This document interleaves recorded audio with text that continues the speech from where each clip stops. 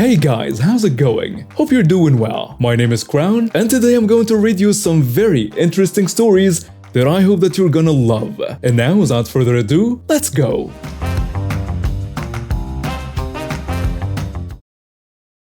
Okay, so a couple of years ago, I was diagnosed with laryngeal cancer, but I'm currently in remission. And a year and a half ago, I had surgery on my throat.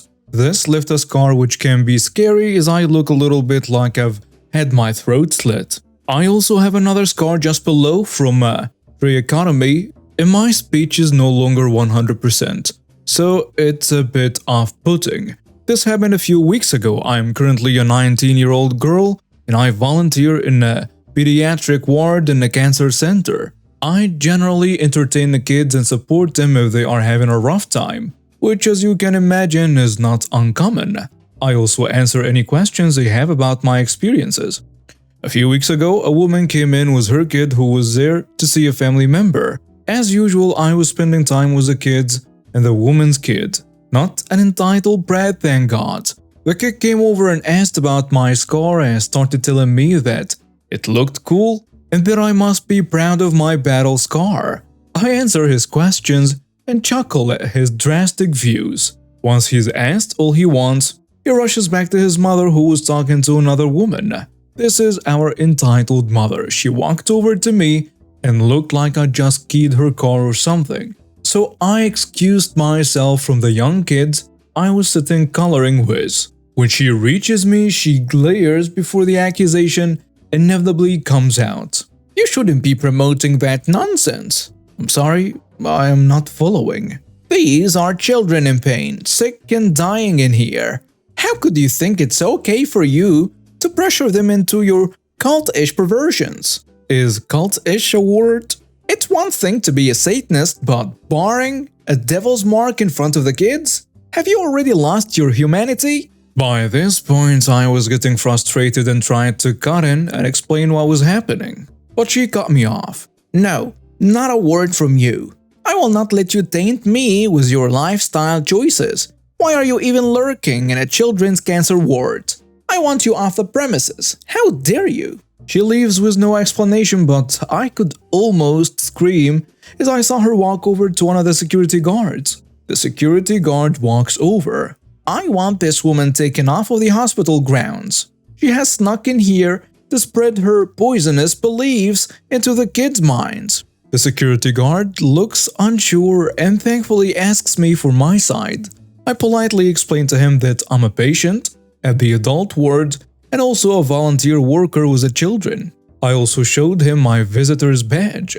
I then have to explain that the scar on my neck isn't from a cult and actually a surgical scar. The security guard then tells the entitled mother that she can either get on with her business and leave me alone, or she will be the one escorted out.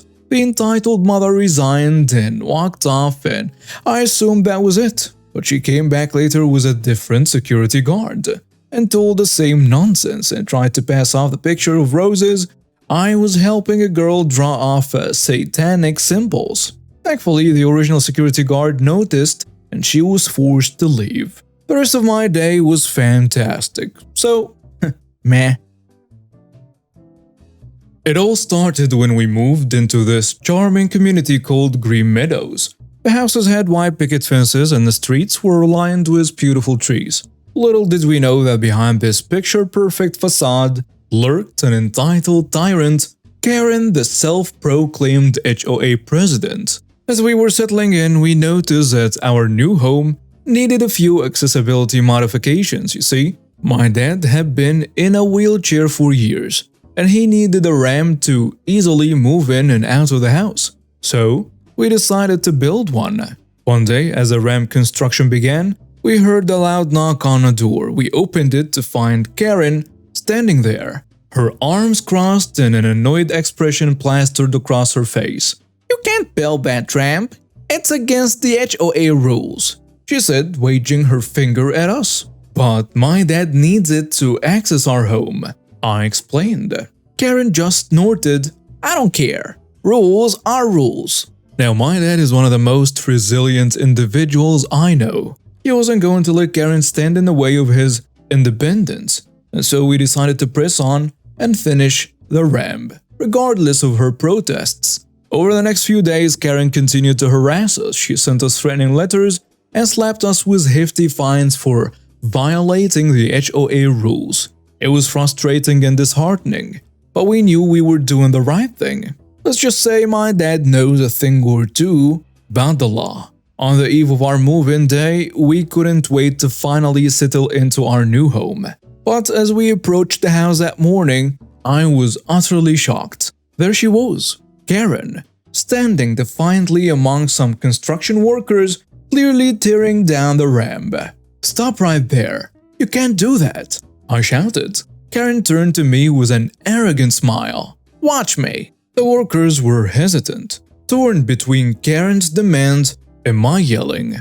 And that's when my dad emerged from behind me, wheeling himself forward with a determined look in his eyes.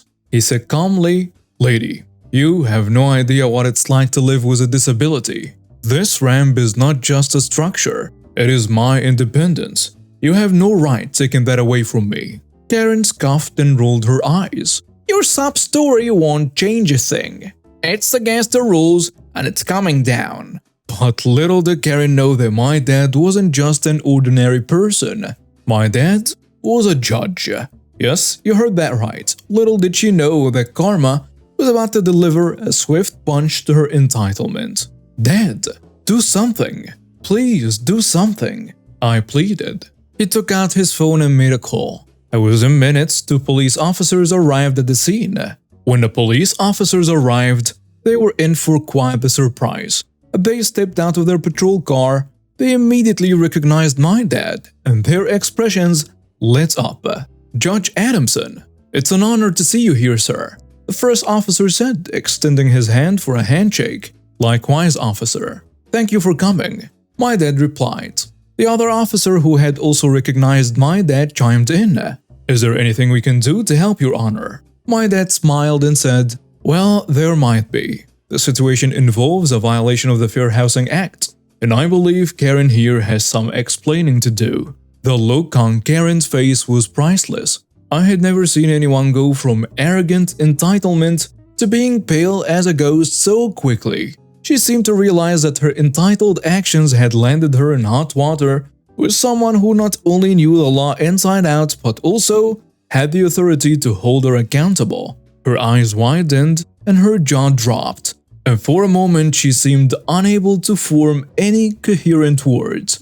The revelation hit her like a ton of bricks, and I could almost hear the gears turning in her head as she realized the magnitude of her actions. It was a classic caught in the act moment, and Karen knew that she had dug herself into a deep hole. As a judge, my dad had the power to not only uphold the law, but also to ensure that justice was served. And justice was exactly what Karen was about to receive.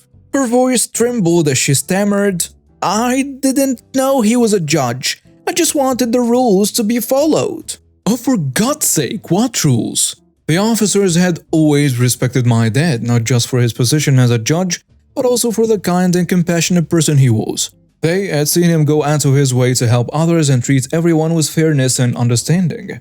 As the officers listened to both sides of the story, it became apparent that Karen's actions were not only misguided but also discriminatory. They exchanged glances. Then one of the officers turned to Karen and said, "Ma'am, it seems like you were acting without fully understanding the situation. The ramp is a reasonable accommodation under the Fair Housing Act, and your attempts to tear it down are not only illegal but also deeply inappropriate." Karen stammered, "I didn't know." And one of the officers added, "Ignorance is not an excuse for violating someone's rights." The officers then proceeded to take statements from the construction workers who she brought to dismantle the ramp, and each worker recounted how Karen had insisted on tearing it down despite knowing that it was intended for someone with a disability.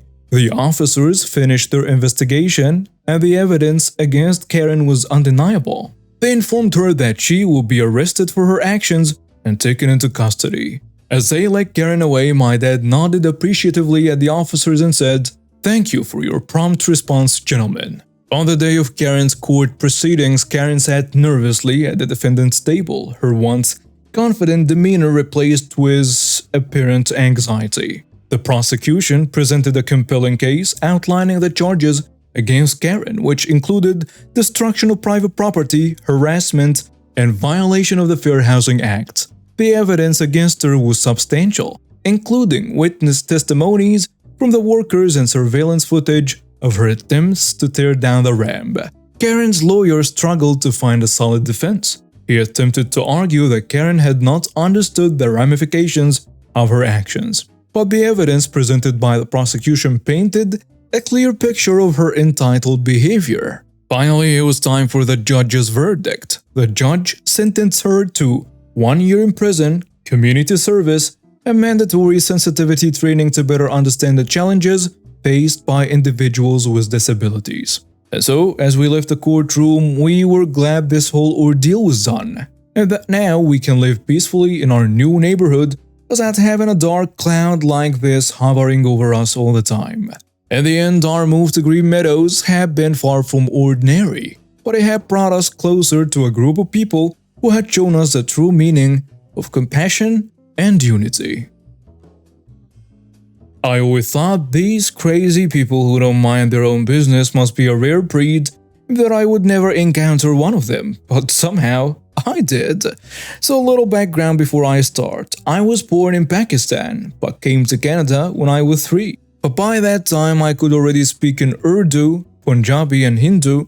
The languages are fairly similar in many regards, and then I came to Canada and English was my 4th language. As I grew up, I also learned Arabic, French, and Japanese to varying competencies, but all within a realm of conversational. Having grown up in Canada, I have no accent when I speak in English, so you wouldn't be able to tell me apart from a Caucasian person if you spoke with me over the phone. But also having learned so many languages, I'm able to pronounce a lot of sounds fairly accurately. So I found authentic in all languages that I speak to all but native speakers. Most of the languages that I know sound different enough from each other that someone that doesn't know them can still tell that the language is different. I've traveled back home to Pakistan a few times and I would always encounter those beggars who come with elaborate stories, like my wife is sick and she needs surgery. And I managed to get money for that, but I need money for the flight to reach her and so on. I came up with a fun counter to that, which was that I would act like I didn't understand them at all. I would start speaking in a different language, a language that they wouldn't know. Japanese was my go-to language while in Pakistan. The reaction those people would have was quite hilarious. As per apparently new rules, instead of acronyms, I'll use fake names. I'll give them all 5-letter names so the columns line up decently enough. So anyway, on to my story now. The cast. Karen, the star of the show. Jimmy, Karen's husband, a decent human being. Zaraf, me. Wifey, my wife. Singh, the restaurant manager. So my wife and I were at an Indian restaurant. We were enjoying dinner and having a conversation. We speak in a mix of Urdu and English, just mixing with whatever feels easy. To someone listening in, they will be able to understand enough to figure out what we are talking about in most cases. We were sitting at a booth table, so it was only open from one side. Karen and her family, Jimmy, and her 2 daughters that looked like they were in their early teens were sitting at an open table with an empty table between us. My wife is Pakistani like me. What some Pakistanis like to do is eat rice with their hands. I prefer a spoon myself, but at this time my wife was eating with her hands. Apparently, this Karen got offended at seeing my wife eat with her hands. When she came over, I started speaking in different languages, acting like I didn't understand what she was saying in English. I'll translate the conversation. Here's how it went. Karen walks over to our table with a sour expression on her face. Jimmy, her husband, calls to her, telling her to sit back down and leave us alone. But she ignores him. She addresses my wife directly. "What's wrong with you? Can't you eat your food in a civilized manner like the rest of us?" I tell her in Urdu, "Huh?